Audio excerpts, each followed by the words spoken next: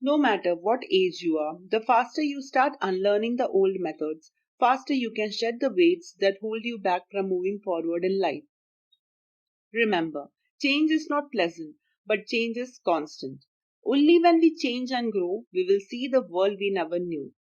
So basically, what exactly is that I'm learning? Or let's put it in this way, why do I need change in life? To grow. The process of removing something from your memory. When you unlearn some qualities or etiquettes, you put the memory aside and forget the knowledge of it. Accordingly, why would anyone want to unlearn something? Mostly because when someone wants to unlearn something, it's basically to get rid of bad addiction or false information. The process of unlearning is super important in today's world. Why?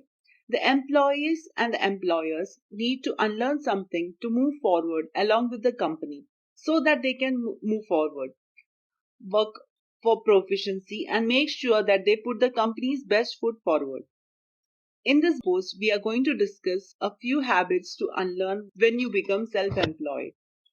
One is procrastination, the act of putting off doing something that you should do till another day or time because you do not want to do it is called procrastination. Everyone has the quality to become a good procrastinator. I mean, it's super easy. All you have to do is promise yourself that you will do the work later. If you want to succeed, you have to change this habit as soon as possible. Few tips to get rid of these habits are: remind yourself that there's always lot more to do to be done than what can be seen. Then ask yourself if you're getting the right things done. Make a to-do list for the things you have been avoiding and try not to add the things that you're going to do anyway because of the deadline. Try to break the task into smaller tasks to trick the brain into solving small problems when seen collectively will seem like a big task.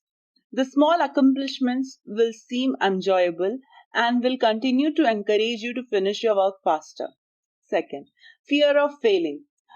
People can develop a fear of failure, also known as aticophobia, due to many different reasons. Everyone is afraid of something. We all have different definitions of failure, as we all lead different lives. I know no one can overcome fear, and you simply can't unlearn fear because fear is one of our basic instincts. Some people have the fear of messing up in various situations, which will show them as failure in front of other people. However, you can overpower the fear of failing and you can get your self confidence. Whereas some people completely stop the task and try to avoid participating in certain things to avoid phobia or failing. You must not be afraid of taking a risk. You can't succeed if you do not experiment or do something new in your life. Third, is it branded coffee a necessity? I know how good it sounds to have a hot cup of cappuccino or a white chocolate mocha on the way to work for a fresh jolt of energy in the morning. Compared to this, the homemade instant coffee Nescafe and brew seem like nothing. You seem proud to stand in cafe as you see others rush to their 9 to 5 jobs with their coffee. Smirking, you think to yourself, how glad I am to have started freelancing, as now you can work for yourself and can sit in Starbucks cafe with your laptop and can have an array of overpriced but delicious coffee brought to you. But is this the right option? I mean, yeah, it sounds good, but it's not good for your health, not your pocket also. An average Starbucks coffee costs rupees 150. And if you order the same twice a day, which is rupees 300, which is approximately rupees 7,800, and this is excluding Sundays. Starbucks and other branded coffees are not necessity, but the important thing is your satisfaction and the reason for your need. Fourth is mentality. Many people have this mentality that even freelancing work 9 to 5, but do work ever end for a freelancer? Freelancer has a work as much as she can do, gather intel to make new ideas, to gather new friends. In corporate job, the word time is given, which is mostly 9 to 5. But as a freelancer, you have to work 24/7 to see the progress. Stop thinking weekends, night time, and evening is your leisure time. Now it's all work. It's best to forget TV, a large number of hours on YouTube.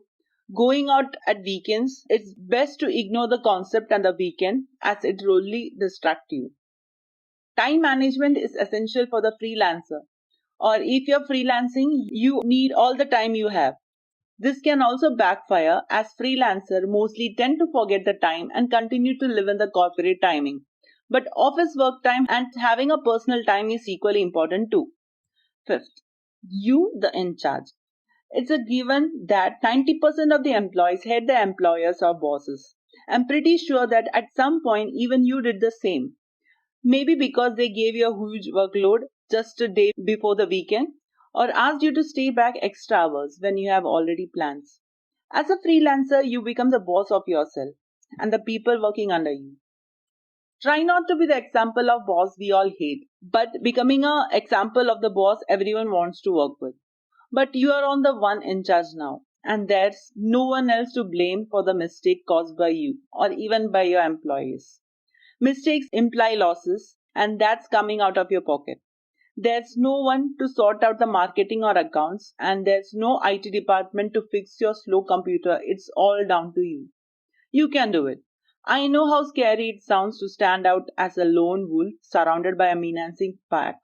The same way it seems that when you start to freelancing, open your own company where you're the boss of yourself, whereas everyone else already has a team full of skilled people around them. Same goes for the work you get. You have to do all the work on your own, rather than getting it distributed to you according to your skills in some field, as the same would have done in a team. As a self boss of your life, you have to make dues with the fact that work can come at any time, be it 4 a.m. or 5 p.m. It's all about how well you handle the situation and complete the order according to the customer's satisfaction. You have to embrace the anticipation. When you have a lot of work to do in a small amount of time, it's best to divide the work into small categories or to make it into small tasks. Try to organize into hard time consuming tasks and easy, less time consuming tasks and what is urgent. Time management and customer satisfaction are one of the most important things which needed to be prioritized in a life. Let no one discourage your ambitious attitude. You don't need a fan club to achieve your goals. Be your own motivation. Thank you.